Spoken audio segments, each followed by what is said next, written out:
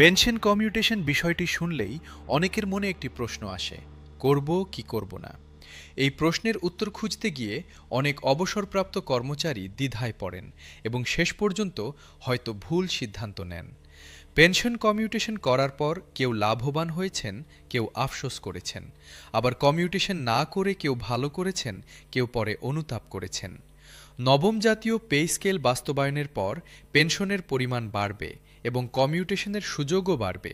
তাই এই বিষয়ে একটি স্বচ্ছ ও তথ্যভিত্তিক বিশ্লেষণ এখন আগের চেয়ে বেশি জরুরি। আজকের প্রতিবেদনে আমরা বাস্তব উদাহরণ, হিসাবের প্রক্রিয়া এবং তুলনামূলক বিশ্লেষণের মাধ্যমে পেনশন কমিউটেশনের পুরো বিষয়টি আরও স্পষ্টভাবে বোঝার চেষ্টা করব। প্রথমে একটি সহজ বাস্তব উদাহরণ দিয়ে শুরু করা যাক। ধরুন, ঢাকার একজন সরকারি কর্মচারী রহমত আলী সাহেব সম্প্রতি অবসর নিয়েছেন। তার মাসিক পেনশন নির্ধারিত হয়েছে ২০,০০০ টাকা।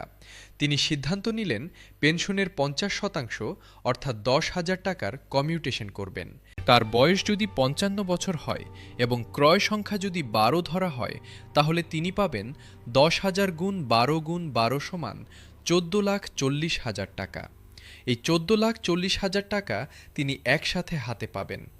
বিনিময়ে পরবর্তী ১৫ বছর তিনি শুধু ১০,০০০ টাকা মাসিক পেনশন পাবেন। ১৫ বছর পর থেকে পুরো ২০,০০০ টাকা পাবেন। এখন প্রশ্ন হল, রহমত আলী সাহেবের এই সিদ্ধান্ত কি ঠিক হয়েছে? এটি বিশ্লেষণ করতে হলে কিছু হিসাব করতে হবে। ১৫ বছর ধরে তিনি প্রতি মাসে ১০,০০০ কম পাচ্ছেন।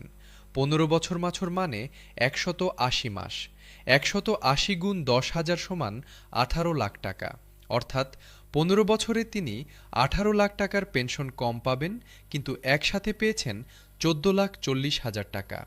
সরল হিসাবে দেখা যাচ্ছে কমিউটেশনে তিনি ৩,৬০,০০০ টাকা কম পাচ্ছেন, কিন্তু এটাই চূড়ান্ত হিসাব নয়।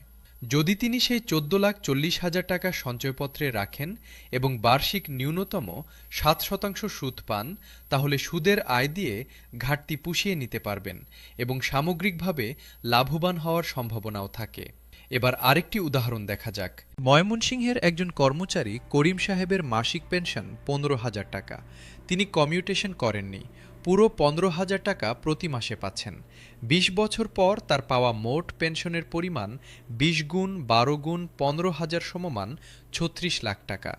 এখন যদি তিনি ৫০% কমিউটেশন করতেন, তাহলে পেতেন ৭,৫০০ গুণ ১২ গুণ ১২ সমান ১০,৮০,০০০ টাকা একসাথে, এবং ২০ বছরে মোট পেতেন কমিউটেশন থেকে ১০,৮০,০০০ এবং কমানো পেনশন থেকে প্রথম ১৫ বছর ৭,৫০০ গুণ ১৮০ মাস সমান ১৩,৫০,০০০ এবং শেষ ৫ বছর ১৫,০০০ গুণ ৬০ মাস সমান ৯ লাখ টাকা মিলে মোট ৩৩,৩০,০০০ টাকা।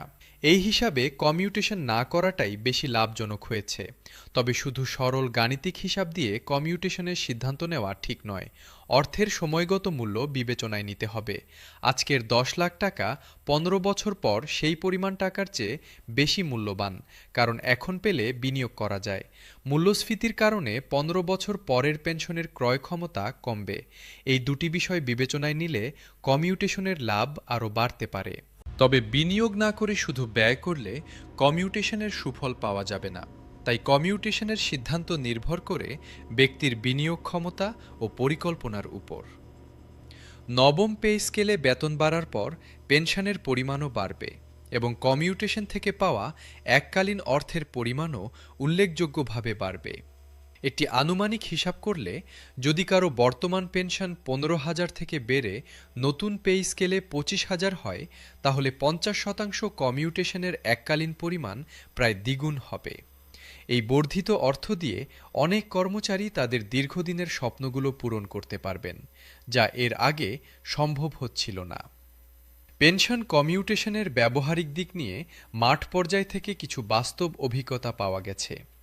গাজীপুরের একজন অবসরপ্রাপ্ত শিক্ষক বলেন, তিনি কমিউটেশন করে ১২ লাখ টাকা পেয়েছিলেন।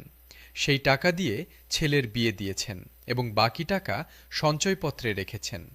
এখন কমানো পেনশনেও চলে যাচ্ছে, কারণ সঞ্চয়পত্রের সুদ থেকেও কিছু আসছে। ভবিষ্যতে পুরো পেনশন ফিরে পাবেন এটা ভেবে মনে শান্তি আছে। পাবনার একজন সাবেক স্বাস্থ্যকর্মী বলেন, তিনি কমিউটেশন করেননি কারণ পরিবারে মাসিক আয়ের প্রয়োজন বেশি ছিল। এখন পুরো পেনশন পাচ্ছেন এবং সংসার ভালোই চলছে, কিন্তু মাঝে মাঝে মনে হয় কমিউটেশন করলে ছেলেকে বিদেশে পড়াতে পারতেন। পেনশন কমিউটেশনের বিষয়ে একটি সরল সিদ্ধান্ত গাছ বা ডিসিশন ট্রি তৈরি করা যায়। প্রথম প্রশ্ন হল, অবসরের